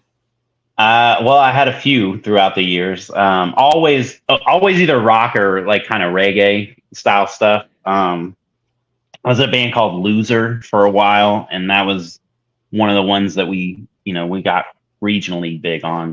Not big, but and then I was in another band called Prize Fighter, and then another band I'm not going to say the name of because it's a little inappropriate. So- I feel you on that one. It's like the Juggalo soda that I almost was so close. Yeah, that's very close, Sareth. Very close. Oh man! All right. So, if you can go on tour with any comedian locally and internationally known, which two comedians would you like to go on tour with from those levels? I mean, locally, it would be. That's a tough one. You're tugging at my heartstrings because it would either be Chris or Eugene. You know what I mean? Like, I mean, either one of those guys, I would gladly. Chris is like kind of working on that kind of stuff, so it'll probably come to fruition more with him. But either one, I'd be happy with it. They're my partners at the Laugh Attic, which we're opening back up, and so I don't want to choose between the two of them. I love them both. You know what I mean? Nationally, I've already said them. It would either be Shane Gillis or Mark Norman. Like those two guys. I love them. They're my two favorite comics right now. For much different reasons. Shane is he's silly. He's so silly, man. And he's like, the way I look at it is Shane is kind of the comic that I hope I become eventually. Where he knows who he is. He stays in the pocket. He tells his jokes. He's got a mix of like great jokes, but also very silly. And Mark Norman is, I mean, he's my favorite joke writer right now. I love that guy. I actively try not to sound like them. So, because I know that's a thing that happens with comics is they kind of emulate, and I've just been really not wanting to do that. So, but I love both those guys. That's why I don't watch stand-up specials or anything like that. And it's so true. It's like it's so hard not to like soak up them, like their voice, their cadence, and all that stuff. I'm like, yeah. Well, you see it with some of the comics. You'll be like, oh, that guy's doing Dave Attell or Mark Norman or one variation of somebody. Chris Rock even. I've seen a guy similar to that cadence. And so yeah, I just. When you were talking earlier about finding your voice, and I want to make sure I'm finding my voice and not somebody else's. Indeed, that's when I was studying under Clive out in LA, and when I was like, I gotta I was writing stories about like Hellraiser and stuff like that and Candyman. I'm like, and he goes like when in one of his like interviews on YouTube, he's like, don't be the next Stephen King or whatever, or Clive Barker. Be the next you. Be the first. Yeah. You. Yeah. I'm like, all right. So then that's why I stepped underneath his shadow. I was like, all right, you took me as far as you could, and now I'm ready to walk. Yeah. And he was like the best teacher in film or arts all in general. But it's just like I would always come back to the studio like telling funny stories because I would run errands for him because it was easier because he's like super famous and like I can just navigate super easy and get up whatever he needs. And I was like the gopher pretty much in all over LA and so I would come back with all these silly stories instead of like horror stories of LA. And he goes, have you ever thought about doing stand-up? I'm like, nope. He goes, promise me before you leave here, you do stand-up. And then that's what got me to stand-up. That's crazy, dude. Not many people have that origin story, No way. It's a wild one. It's a wild one. And and if I was gonna go on tour, like I was like hanging out with Jimmy in the green room of the Beachside Red Show, and like we were all talking about who would go on tour with, and I'm like, till this day, I'd pick Jimmy, and like, if you can get time off from Austin, I'd take him and go on tour, like because I love his jokes and everything like that. It's like, it's great, like, and that's all he wants to do with his life. I'm like, let's just go on tour.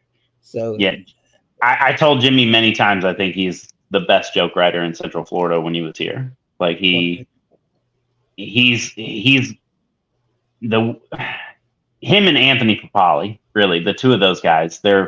So I can't believe that they're both in Brevard, or they were, because both of those guys are so good at joke writing. Like that's why when I first started, I was super grateful that I got to work with Jimmy. And Papali. I mean, he's still around. I did a show with him last night, but not for long. He's heading out Austin way too in a couple of weeks, and those guys are phenomenal. His sketches, tell you what, he's so amazing. Anthony is, and I'm like, he did that Two Girls One Cup sketch, and I'm like, oh my god, I wrote in the comments, I'm like, I showed that to my parents, the video of the two girls walking, and like my mom was gagging, and my dad was laughing at her. I was like, this is what heaven's all about. Oh my god, that is hilarious. Yeah, I love those guys, man. I do. They I don't know. They, like I said, I'm just grateful I got to work with them, and hopefully we'll continue to in the future at some point. Same, indeed. I mean, they're special guys, and they need to get out of there to like Austin, and they're gonna do great things. I know it. Yeah, well, because there's a peak in Central Florida. You know what I mean? Like you can get so far in Central Florida, but if you want to really make this a career, it's hard to do that out of. I mean, you you see guys that are like Orlando famous or Tampa famous or whatever, and they go on these tours, but they always come back home and they're, some of them are still working jobs that have been doing it for like 20 years, like regular day jobs. And there's nothing wrong with that. But I feel like if you can go into an area where you link up with other guys that are on tour, you know what I mean? And you make those kind of connections. I don't know. I feel like it's more beneficial to do that than stay here and try to make connections here. Big time. So it really is. But it's a tough juxtaposition. I watched Jimmy deal with it, where you're building a comedy scene that you want to be successful, but at the same time passing it along to the next generation of comics. I gotta imagine it's impossible. Like Jimmy built up some really good rooms here, and to basically give his babies away. I can't imagine that feeling. I know I'm gonna have to feel it at some point, but it makes me nervous. Yeah. And like I'm the complete opposite. I had to birth another baby out here, like with the festival. I'm like, I'm keeping all my babies. So that's like, and that's why like for me, like I can't run like a weekly room or a monthly room. Like I tried that, and like Yeah. I would lose money all the time. And I'm like, you Yeah. know what? I'm just gonna do two annual festivals. One's for my birthday present. One's my Christmas present. And like Yeah. bring my buddies with me, because like no one would come to my birthday parties, because like it's December 27th. It's in between holidays. It's always snowing in Colorado. I'm like, I'm tired Yeah. of it. Like Yeah. my Christmas in July with Colorado friends. If they want to see me, they come to my fest. It's free. And my Florida friends, I can afford to bring them to Colorado, and they couldn't afford to Yeah. take off work. So we're gonna start a Yeah. brand new one here, and then that's it. And so that's my birthday present to myself in October. So I'm like, done deal. And so now I'm like, it's just a birthday party for myself for like every single year, two of them. So I'm pretty happy. So Yeah. it's like me saying like, hey, thanks for putting me on your show. I'm giving you it back tenfold, because like Yeah. I can't swap you shows.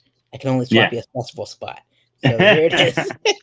Your name's on the shirts, on the lanyards, the posters, like the whole nine. Constant promotion. Your social media is gonna be on my website for like a whole year, so people can go to it and click on it and like, subscribe. It's another avenue. It's like I'm Yeah. putting 100% behind you. This is because I believe in you and I want you to go far. Same way that I did for everyone in the past. And like there's Yeah. like a alumni list, and it's massive. Like the past 10 years, I'm like, Oh, I believe it.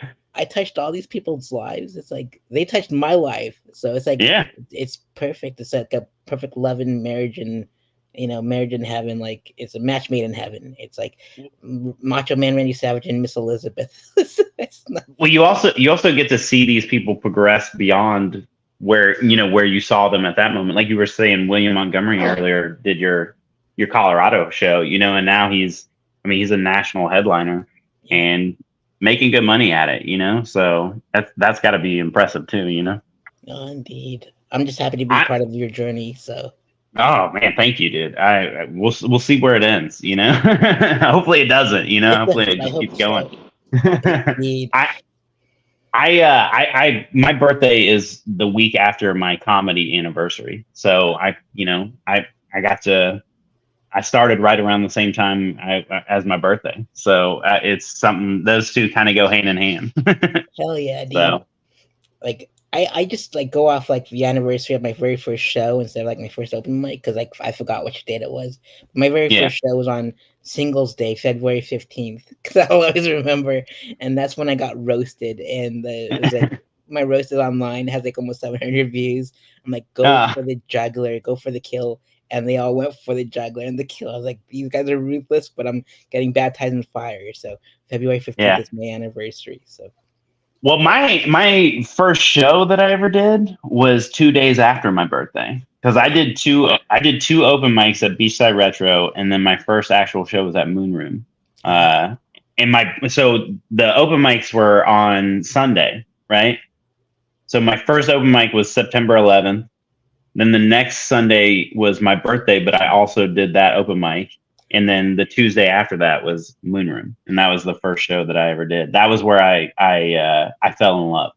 Like before that, I was like nervously, kind of timidly dipping my toe into stand up, and then I did Moon Room, and I think I only did like 3 or 4 minutes. It wasn't a big one. You know what I mean? It was the audience was packed, and I did as good as somebody could do for their third set. Like, I mean, they were laughing and clapping. It was so good. And I jumped off stage and I'm high fiving people at the bar, and Rudy's in the back and he's like, "You fucking killed it." And he bear hugs me. You know what I mean? And as soon as that happened, I was like, I'm in this to win it. You know what I mean? Like I see what I'm capable of, even if not every set goes like that. I see that I have potential in this, and I'm not going anywhere. indeed, I love Rudy's hugs. I miss him. Like I'm so glad. Like he's like the one of the first few comics that paid me for video. I'm like, oh, Yeah. so this is like what I should charge is like because usually I just charge $2 a minute. And he goes, no, add gas to it too. I'm like, oh man, you're such a sweetheart. So like, I miss him not because of his Rudy. money, but like because of like the love. Like know your worth, Sareth. You bring so much Yeah. value to people. It's like know your worth already. It's like I had to smack it into my system. I was sad he moved away, but he is still to this day one of my best friends. I talk to him at least once a week. Him and I text and stuff like that. But yeah, he's a big old teddy bear. I love that guy. I love him too, for sure. And let's see here. We talked about my roast as my, baptism in fire. So I want to know which comics, past and present, would you like to get roasted by? Five of Oh, Patrice O'Neill. them. Yeah. I would hate to see what he would say, but I mean, just for the honor of it. Greg Giraldo, the Roastmaster General Jeff Ross. Let's see. I think that's good. I think that's a good list. Those three That's right there, it'd be incredible. Most of the people that I know have roasted me at one point or another, like whether on stage or in the green room or on a patio behind a place. So I know what they all have to say. It's those guys where I would be like, I wonder where they're going. You know what I mean? I'll put Tony Hinchcliffe on the list too. Like he's a great roaster. So indeed. And put one local that knows you well. one local that knows me well. Gosh. I'm gonna say Mark Andrews. Nice. Excellent choice. He's such a nice guy, and we did the roast of Jimmy before he left, and I thought he was gonna struggle with that just because he's such a nice guy, and he just killed it. Yeah. He murdered, man, and I was like, you know what? This guy he's got a little bit of a dark side to him that we never knew. So I'll pick him. That roast was such an awesome thing. Like, and I got to help Jimmy sell shirts and stuff, and we slang some shirts, and I was like, Yeah. man, and like, his last show at Moon Room, like, he was like having like people kept on like going past his merch so like they can get photos with Ross, and then like everything slowed down and everything, and I sat next to Jimmy and like just like holding a shirt, like selling one more, and Yeah. he bought a shirt from him, like sweet, so I gave him an extra $20. Like, it's heaven, like just. I'm sad that Jimmy's gone and Rudy's gone and everyone but everyone has to level up, and Yeah. sometimes there's a glass ceiling here, so just Mm-hmm. go exit the chimney and then just That's right. keep going. So That's right, man. and so let's see here. We talked about your past in theater and music and stuff like that, and so what other forms of comedy would you venture off into, like acting and script writing and all that stuff? Well, I have a sketch. background in theater, so I would definitely do that. Sketch is interesting to me. If I got like the right group of guys together, or people, not just guys, but just people in general, I think I would be interested in doing that. Um, but for me, it's storytelling. Like that, like I said, that's my weakest point in my three pillars of stand up, and I find that so fascinating. And I love telling stories in groups of people. You know what I mean? If I could just translate the comfortability I have in groups and telling stories to like a stage where it's just me, I'm gonna get there eventually, but that would be the thing that I would really, I love doing that, the sketch and acting is very interesting, and I like I said, I'd happily do it. It's just, it doesn't, it's not, I couldn't see myself like focusing on that solely, like I would have to, I don't know, like I'd have to do all kinds of shit. But if I could just make myself instantly good at one thing right now, it would be storytelling. For sure. And like, have you heard of like the Orlando Story Club? Mm-mm.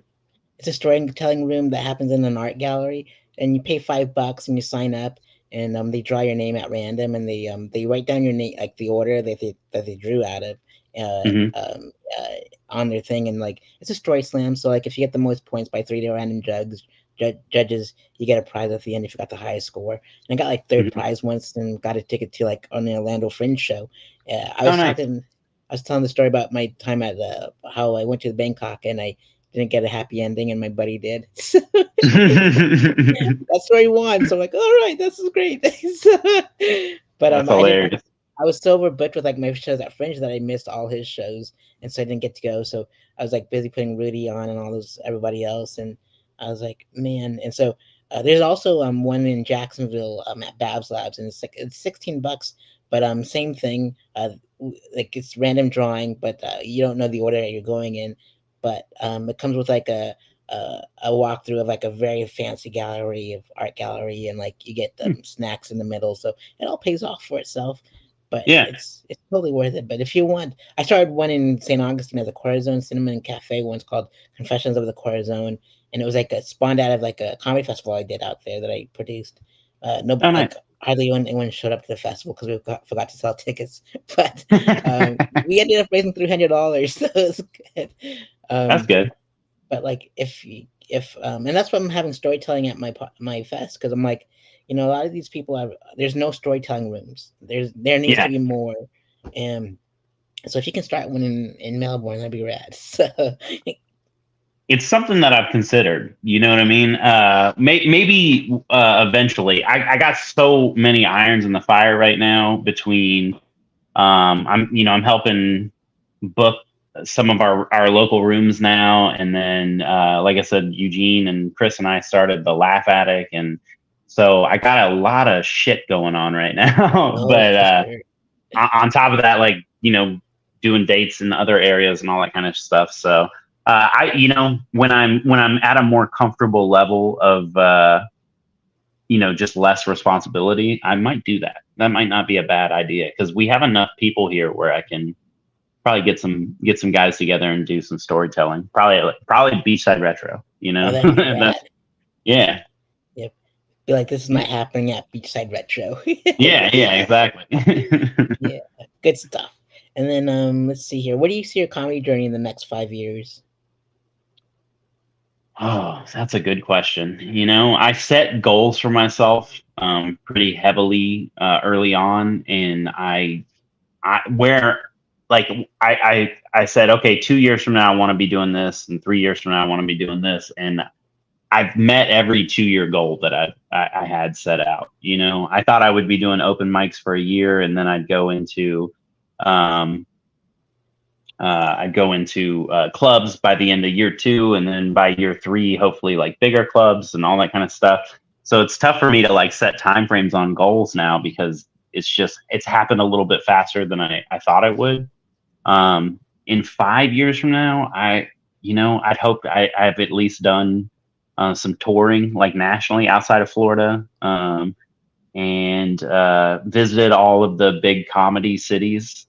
So Austin, New York, LA, Denver, like even like Nashville, like that kind of stuff. Like just, starting to make a national name for myself instead of just like in the local stuff.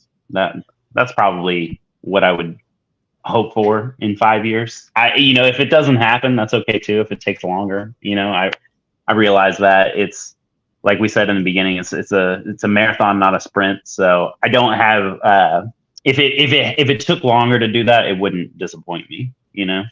So Indeed. I'm just 100%. trying to put one foot in front of the other and keep going. Indeed. And like Chicago and Atlanta are awesome too. Like you Oh gotta yeah, go to yeah. those. I can't believe I've left those off. Of course, yeah, Indeed. And if I could like turn back time and like I would have started in an email list. That's yeah, like my and that's what I need to start doing because like not everyone's on social media and everyone has beef with other social media sites. And I'm like, man, I should have had like an email list for like the past 10 years I've been doing this, or else I'd have a bigger fan base. Uh, but now just like like in my writer, I guess it's like give me some like hook me up with like a radio station interview or a TV yeah. interview, and Hmm. then let me promote the show because I'll put cheeks and seats like all day with my press kit. So it's like Yeah. it's easy. Um, and like I'm a sort. I guess that'll make me a draw. I guess just give me enough like put me on the radio and see what happens.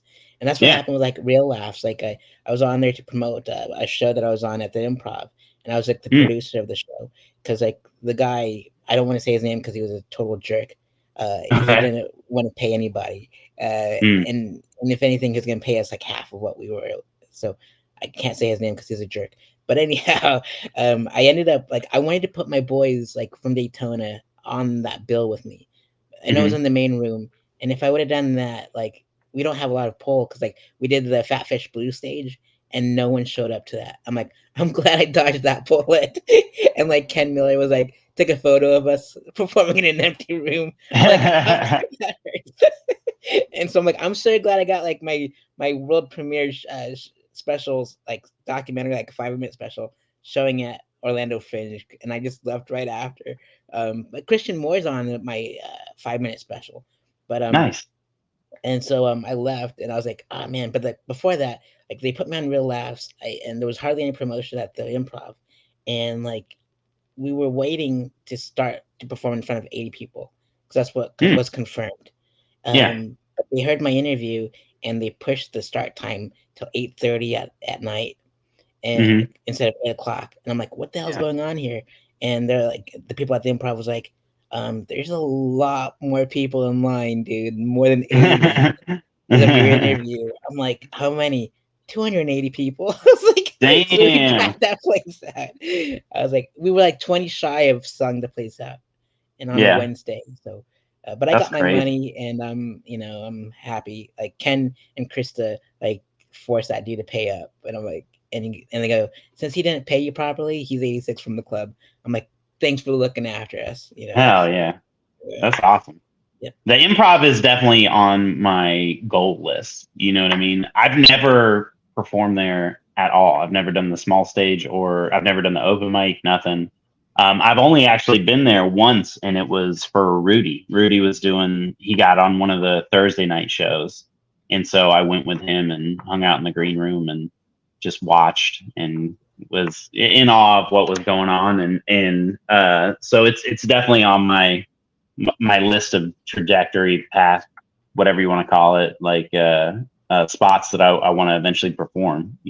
I struggle with the doing the small stage there because like I kind of just want to get good enough before I step foot in there to do stand up. Hundred So percent. Plus, like the mixer and like they're making those margaritas, and it's just growling and everything like that. It's yeah. like it's rough, but it's like the rite of passage. You got to do it, and Yeah. it's part of the journey. And something that also helps is like if you go there and you watch pay to get in, of course. Hmm. They go around those comment cards, and you write who's your favorite and all that stuff. Um, uh, what I wrote on like the comments, I'm like, one of these days I hope to perform on the main stage. and I just put Yeah, it out in the universe, and boom, like not even a month out later, I got into the main stage. So put it out in that's the universe, awesome. goes to those I shows. This is me doing it, man. I'm trying to put it out. I'm not ready yet, though. I don't want to do it yet. I want to be probably a few years in, like at least two years in before I uh, go up there. I know I think I could do it right now. I just want to just knock it out of the park. You know what I mean? I want it to be a murderous, 10 or 15 minutes, however long you get there, even if it's 5 or 7 or whatever. But I want to be 100% ready. And so I'm in, again, I've said this 3 or 4 times. I'm in no rush. You know what I mean? Things will come as they come, and I hope eventually one day I get it. Indeed, enjoy the journey, enjoy the marathon because it's one hell of a ride, and Yeah, like man. it took Jimmy a couple of years to get on there too, and then I'm like, I had to be there for like because Joe Sensabella put him on, and I'm Yeah, like, I had to be there. Like we were like fighting for like 7 months, because I yeah, invite well, we won't go into why we were fighting, but I'm not sure if he told you, but we'll talk about it off the record. But we made up, yeah. and Okay, that's that's all that good. matters. Yeah, that's all that matters. But yeah, I had to go there, and while we were angry at each other, and then I just had to go support. I'm like, this is like one of the biggest stages you'll ever perform on. It's like the sold out. And then he like smiled at me from like the green room door. I'm like, okay, he's sort of mad at me, but he's sort of not. So he ended up making up, and so but yeah, it's one of those beautiful rooms, like the 10 minutes I did or 9 minutes I did because like he let me at 2 minutes Mhm. instead of I should have told him like let me at 1 minute, and I freaked out and panicked. But I'm still getting my $100 for producing this. Not that 50 that jerk was giving me. So like, man, I stuck to that man. I was like, yeah, dude. But but yeah, the improv is like my goal was to perform on it once, and I did it. And then I did that Florida's Funniest, and I forgot to tell like my glory hole joke. So Mhm. for Florida's Funniest, I told my glory hole joke on the improv stage, and like Renee was the one that produces the Florida's Funniest goes. I'm scarred for life because of you. I'm like, oh gosh, dang it. So, but I had to get it out of my system, and now on that stage, I'm like, all right, I'm good now. I don't need to. If they want Yeah, me back, I'll be happy to. But if not, I'm totally understand because I scarred that lady. But yeah. I'm good. But So let's see so here. that's another little small goal of mine for the next like year or two is start doing like festivals and Sareth Fest, my first festival, by the way. Never Wow, done that's one. So awesome. That's cool. yes, just stuff like that. I don't know about Florida's Funniest yet. Like again, like that might be in the later future, a couple years from now. But yeah, like little things like that. I've done a couple of little competitions and stuff like that, and I've always done pretty well. Always like first or second, normally second. So, uh, but yeah, I that's on the list as well. Hell yeah, dude. And like Strathfest is like it's small and mighty, just like the Daytona and Melbourne scenes. We're just Yeah, small and mighty. And that's the way I yeah, want to keep it. Like I don't want it to be like separate venues from all different towns and whatever. I want yeah, everyone to get a moment on stage, not while like two bands are going at once or two comics going on at once. Like I don't want that. Like I want yeah. everyone to get their full 10 minutes, their full attention. And like it's the one of the few, maybe the only festival that's co-signed by Joe Coy because it's like, Yeah. yeah, so it's like a I was talking about that on Chris's podcast last night.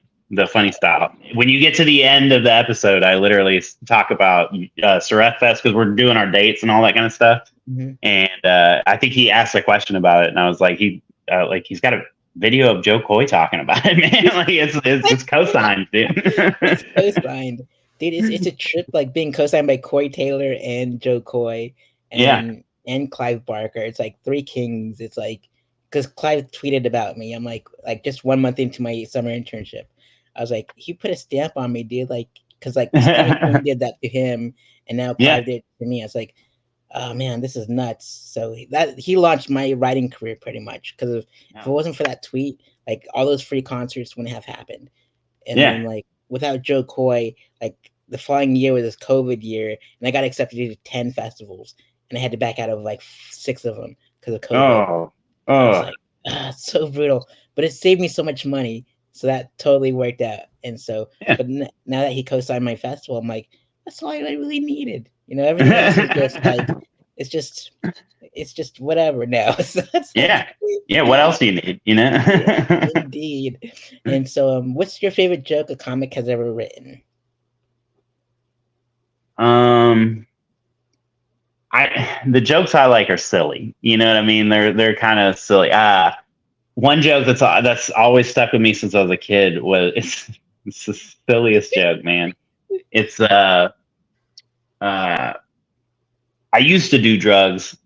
I mean, I still do drugs, but I also used to do drugs. It's such a stupid joke, but I love it. I love it, man. I do. Mitch I'm trying to Hedberg. think. Yeah, Mitch Awesome. Hedberg. I'm trying to think of somebody like another joke that's like really stuck with me.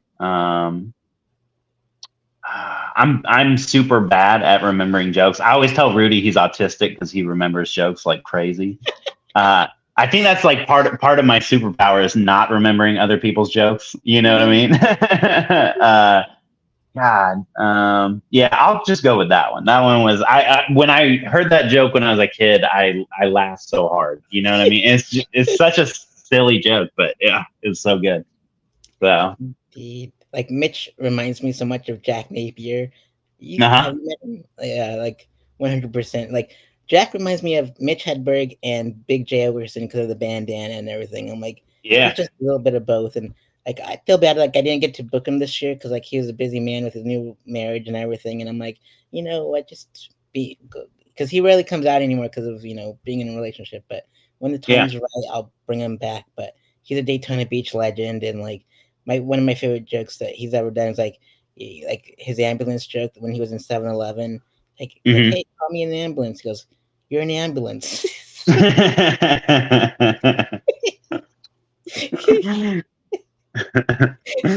uh, that's hilarious. He's a crazy guy. I love him. But Yeah. yeah, but I'm just still mad that he didn't invite me to his wedding recently. But I don't do weddings or Ah. funerals. But just a simple invite would have been nice. So like Sean Robbins, like our manager, he's at the bar. He has a mullet with like shaved and everything. Him Yeah. and Sean Murphy, we didn't get invited to the wedding, and we were so sad because like we go way back, and like the other countries got invited. But like so we ended up watching the Dolphins game, uh, and so their team won. They're like 3-0, and I was like in the next room over watching the Broncos getting their butts kicked, 0-3. Yeah. And like all the Denver people are so mad at Denver losing all the time, but I'm like, you know what? Look at it on it as a bright side. Like Russell Wilson is losing on purpose because the Walmart family is owns the Broncos, and they've been making Uh-huh. us work for free forever during self checkout. So just look at it like that. He's doing us a favor. He's That's paying right. him back. He's paying him back. That's right. I also, I thought of another joke. This is actually from a local guy, Eugene. Eugene has a joke. It's normally right towards the beginning of a set, and he's talking about how he's asking a transgender person how they got their boobs. You know what I mean? And the person goes, "Well, Eugene, you have to eat a lot of foods with estrogen." And he goes, "Foods like what?" And he goes, "Well, bananas." And he goes, "I knew it. I always felt gay eating a banana." And then he goes, "And also, you may not know this, but male sperm is loaded with estrogen." And he goes, "I knew it. I always felt gay eating male sperm." Like that. There's something about that joke. It hits me every time, dude. I've heard it like 40 times, and I freaking love it. I love It's the Eugene way he so much. tells Like it too. Like I'm not doing it justice, but I love that joke. indeed, I'm gonna try and get Eugene, and because like I need to find a better way to communicate with him because he's horrible at social media, and so like I gotta get his number or something. But I've been trying to get him on like the festival for like since the started out here, and like Christopher Robinson too. Like I just want to get like put out like all the Melbourne comics up, and because like pretty much Yeah, sister cities pretty much like everyone knows yeah. I each mean, other. I'll connect you with Eugene for sure. I mean, Yeah. he's like I said, him and Chris are my favorite local comics. Like they're hilarious. So I love doing shows with them. So yeah. If Robinson too, if you need, I can connect you guys for sure. Indeed. I mean, we're buddies on social media, but it's like, gosh, it's so hard to like. Communication is the thing for me. Like get this done and over with, and like get me, like let's get it all situated. But it's just Yeah. like, it's a pain. But we'll get them on eventually. Yeah. But let's see here. What experience would you like your audience to take with them after a set is over? Laughter. Nah, my whole thing is I just hope everybody has a good time. You know, I don't want somebody to feel like I've assaulted them or hurt their feelings or anything. It happens sometimes, you know. I had a lady come up to me in Orlando. I did a show with Helmet 2 weeks ago, and this lady came up and she was like, "Your joke was so offensive," and I'm like, you didn't hear the rest of my set because that joke was one of the least offensive jokes I told. But she was young, and you know, she wanted to.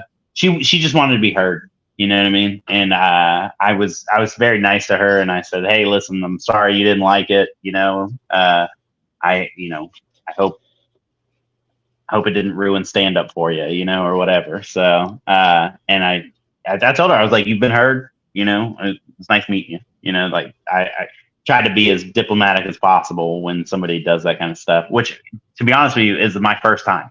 No one has ever come up and been like, "That is so offensive." I've said some, like, especially early on, I was saying some pretty offensive shit, you know, and still, even after that, I got a lot of people not laughing, but, but yeah, no, she's the only one that's ever approached me about that. So, I don't know. I hope the best for her, and hopefully she doesn't come to my shows ever again. Indeed. Oh man, the only reaction I get is getting hit on by old men and twinks after my it's like, gosh dang it. Oh Lord. I know. Like old dudes love young Asian boys for some reason, looking ones anyways. And I'm like, Yeah. and like twinks think I'm their age, like because I don't look my age. I'm like, Yeah. gosh dang it, can I get hit on by someone around my age? It's nice. Oh man. Oh man. So it must be nice to like have a lady talk to you after your set. It wasn't a nice talking to, though, you know. Oh man, good stuff. I gotta find a way to age, and I think by smoking Method Man's weed, when we were talking about it earlier, helped out. Mm-hmm. Like as soon as I hit it, like my voice deepened. I was like,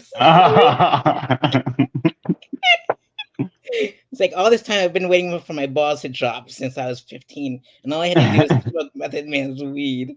That was it, dude. Yep. You're like Stefan or Kel in Family Matters, you know. All of a sudden you take weed, you're like, hey. Exactly. It's like I gotta stop going to the Fountain of Youth in St. Augustine and drinking out of that water fountain. That's funny. Oh man, good stuff. And I remember talking about my date, you know, that Wakanda Forever date joke, and it's like one of the few clips that I left on my Instagram, and I just stopped putting those clips on because I'm like, I don't want to be like a Instagram comic or anything. So yeah, like, if you want to watch my full videos, then just go to my YouTube channel and stuff. So I just don't know. I just don't like the editing and stuff. I'm just like, here's a full video. Yeah. Yep. I'm with you on that. My wife normally does the editing for my videos when I do put them up, and she's so good at it. I'm so grateful for her because I don't get any of that stuff. So your wife is the best. Like she's, you know, promoting all this, like the rooms and everything, and doing all the social media. It's like, golly, I wish I had a tag team partner like that. Well, shout out to the Brevard comedy scene. run by Cheryl Milligan. Absolutely, 100%. It's always hugs and love whenever I see her. Like, she's the best. She's like the best comedy mom. Yeah, she loves stand up too. So she, I don't know, she's been the ride or die for the scene since I started. You know, so.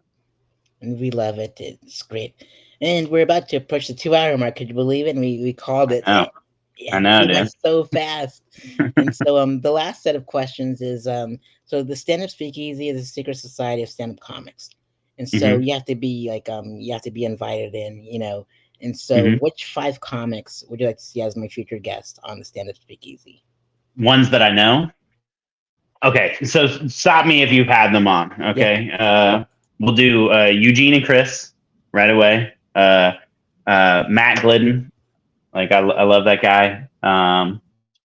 Let's see, Billy Swift, love him, and then the fifth one, Dylan Davis. and we Was that? so Chris, Eugene, Matt Glidden. Hmm. Which were the other two? Because it froze on us. Oh, Billy Swift and Dylan. Dylan Davis. Awesome. Fantastic. So I got those guys locked in. And so we're 5 minutes shy. But so, are there any final words you'd like to give out to the audience at home? Go see Sareth Fest. Awesome. Oh, And and plug all if you're local to Brevard, come check out the Laugh Attic. We got shows starting on Saturdays on October 7th. Follow me on Instagram at Brian Milligan Comedy. And if you're not already following Sareth, you should. But follow Sareth as well. Fantastic. And all our social media handles are below in the description box below. So just click Brian's name, click my link tree, and then that's all the information about Sweatfest, Daytona Beach, and all their social medias. So go like them, subscribe to every single one of them because they are they're the chosen ones for this year, the class of 2023. And we don't have a Florida Comedy Hall of Fame, so this is it. Like your names are on Yeah. the shirts, on the Oh, yeah. website, on the alumni thing, so this is our Hall of Fame. Yeah, So man. I'm so honored to have you on my I'm pod. honored to be here. I don't call it a podcast. It's not on podcasting streams. I'm like exclusive to YouTube, just like uh, Joe Rogan is to Spotify. And Yeah. uh, and I'm so thankful for you to be a part of my life, my comedy journey, part of Sareth Fest, the whole nine. You're one of the gems of Brevard County, and I truly appreciate you. Right back at you, man. 100% everything you just said. I agree with, but about you as well. Thank you, pal. Awesome, Brian. So thank you so much for being my guest. And all that jazz, and I'll put this together on my website, so that way it's like you can put on your press kit because I'm a Okay. journalist too. So Yeah, even though we said some foul language, it's all right. It's We're not regulated by the FCC that's and all that right. stuff. So you got to know Brian, and I'm so glad the world got to know you on to my 650 subscribers on YouTube, and whenever we share this on social media too. So Hell yeah, man. Thank you very awesome. much. You're welcome, Brian. Thank you, and we'll You see you too. next time on the Stand Speakeasy. Be safe, everyone. Take care. Yes, sir. Awesome. Bye. Bye.